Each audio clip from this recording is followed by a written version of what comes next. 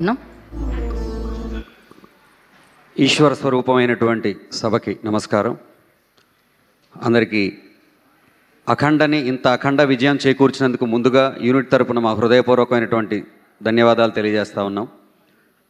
మేము ధర్మం గురించి మాకు తెలిసినంత చెప్పాం.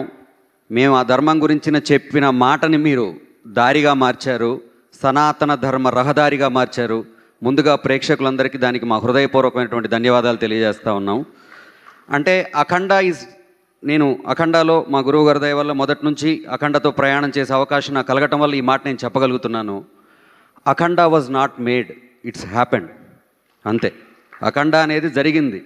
అంటే ఈశ్వర జటాజూటం నుంచి గంగాజలం ఎలాగైతే తనంతట తానుగా ఉప్పొంగి దూకి సితాద్రి చేరి సితాద్రి నుంచి భారతావని దాటి భారతావతి నుంచి మహాసముద్రంలో చేరి కూడా తన ఉనికిని ఎలా కోల్పోకుండా ఉందో, అలా ఈ అఖండ కూడా చరిత్ర గర్భంలో కలవకుండా చరిత్రకు తలమానికంగా నిలబడుద్దని మేము మనస్ఫూర్తిగా నమ్ముతున్నాం.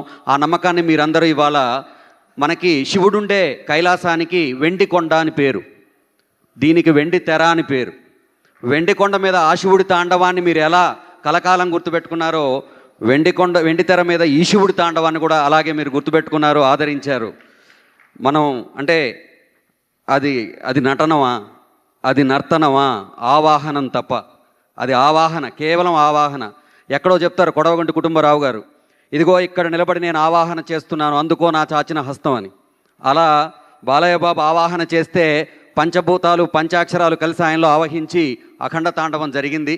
ఆ తాండవంలో నేను సైతం భాగస్వామిని అవడం అనేది నాకు నిజంగా, అంటే పుట్టినప్పటి నుంచి నేను తారక రామారావు గారి భక్తుడిని, బాలయ్య బాబు అభిమానిని, చివరి వరకు అదే ఉంటుంది.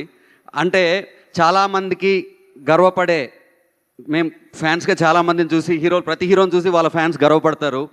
మేము బాలయ్య బాబుని చూసి ధైర్యపడతాం, మా బాబు ఉన్నాడని.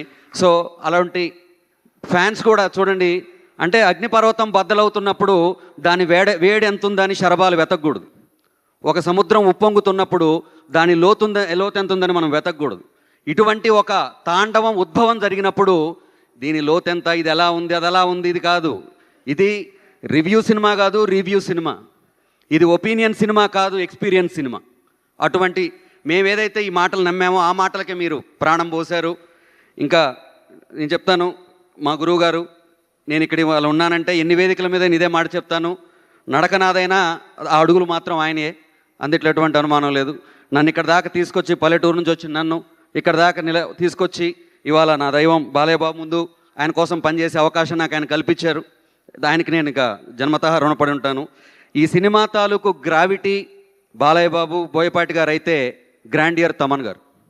అంటే ఓంకారం అనేది ఉద్భవిస్తున్నప్పుడు అకార ఉకార పర్యంతమైనటువంటి ఈ ఓంకారాన్ని ఆ శబ్దంతో తాదాప్యత చెంది 3 కన్నుల వాడి గురించి, 5 అక్షరాల గురించి, 7 చక్రాల గురించి, 9 స్వరాలతోటి 9 పాటలతో ఆయన ఆవిష్కరించిన విధానం నభూతో నా భవిష్యతి. ఇక అటువంటిది జరగదంటే మనం పుట్టినప్పుడు ఇందుకోసం ఎన్నో పనులు చేస్తాం. కృష్ణుడు కంసుని చంపాడు, చాణూర ముష్టికులను చంపాడు, ఎంతోమందిని చంపాడు, జీవితకాలంలో చాలా పనులు చేశాడు.